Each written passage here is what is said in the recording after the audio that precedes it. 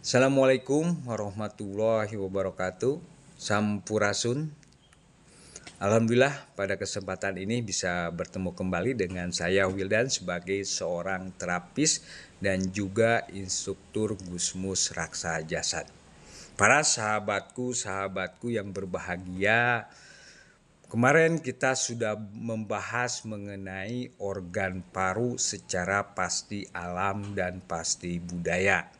Dan pada kesempatan ini para sahabatku, saya akan sharing dan membahas atau menjelaskan tentang organ lambung secara pasti alam dan pasti budaya. Menurut terapi kebuyutan Nabawadatala Gusmus Raksa Jasad, lambung dibagi menjadi 3. Lambung bagian atas yang pertama, yang kedua lambung bagian tengah, yang ketiga lambung bagian bawah. Organ lambung itu berbentuk seperti huruf Z yang berada posisinya di sebelah kiri ya, di organ saluran pencernaan. Para sahabatku sudah tahu bahwa sistem pencernaan itu mulai dari mulut, kerongkongan, lambung, usus kecil, usus besar, rektum, dan anus. Untuk organ lambung ini dibagi menjadi 3 bagian. Yang pertama yaitu lambung bagian atas.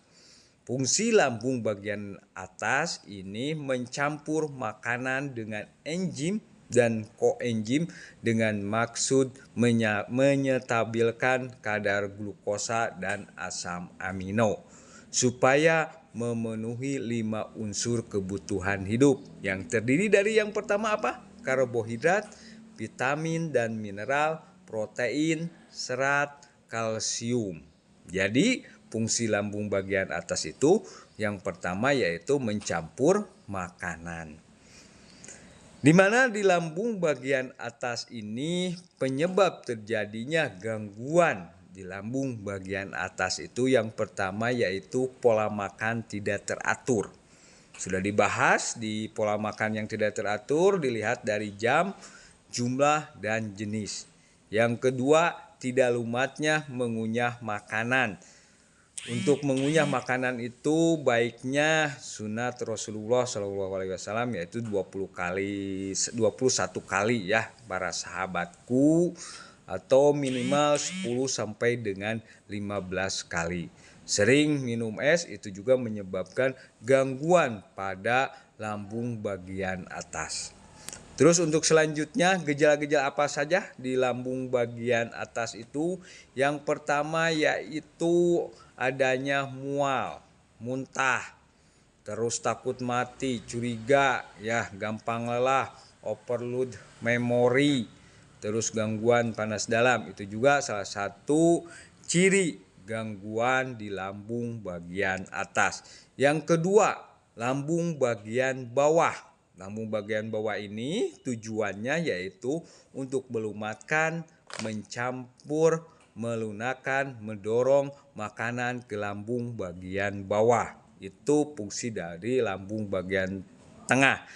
Gejalanya yaitu rekan-rekan biasanya mudah masuk angin, kaget ketika tidur, sakit bokong, sakit lutut, sakit iga sebelah kanan menjalar ke belakang, pendengaran mendengung, makan salah, gak makan makin salah. Itu gangguan lambung bagian tengah.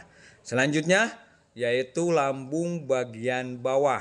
Di mana lambung bagian bawah ini fungsinya yaitu memisahkan kadar makanan dan minuman dari cair, padat, dan gas. Menyalurkan atau mendorong makanan yang cair, padat, dan gas dari lambung bagian bawah. Kalau terlalu banyak gas maka otomatis dilempar ke atas menjadi sendawa dan ke bawah menjadi kentut. Mencampur glukosa dengan insulin dan juga kadar glukosa harus sesuai dengan kadar insulin. Itu fungsi dari lambung bagian bawah. Apa sekarang tanda dan gejalanya lambung bagian bawah? Yang pertama yaitu suka mencret, sembelit, ya, nyeri tekan di 4 jari bawah pusar, sakit di ubun-ubun, lidah putih, sakit persendian, menggigil atau demam tinggi, terus mulut pahit, kadar gula tinggi atau rendah, dan terakhir batuk kering. Itu tanda dan gejala gangguan lambung bagian bawah. Jadi rekan-rekan kalau sudah tahu berarti tadi gejala-gejalanya di mana posisinya. Jadi kita tahu bahwa itu apa gangguan lambung bagian atas, lambung bagian tengah atau lambung bagian bawah. Selanjutnya kita bahas mengenai organ lambung secara pasti budaya.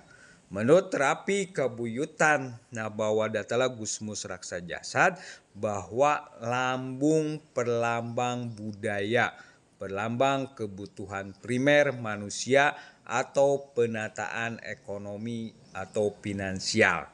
Jadi dibagi lagi menjadi 3 bagian. Kalau lambung bagian atas berhubungannya secara pasti budaya itu kebutuhan primer. Di mana kebutuhan primer ini makanan awal 1 hari untuk 1 hari, terus 1 hari untuk 2 hari, minuman, istirahat, tidur, kesenangan hati, media komunikasi atau pendidikan, itu kebutuhan primer. Jadi kalau gangguan lambung bagian tengah itu juga berhubungan dengan kebutuhan sekunder, dan lambung bagian bawah berhubungan dengan kebutuhan primer. Yang dimana secara ini semua berarti berhubungan dengan finansial, ya.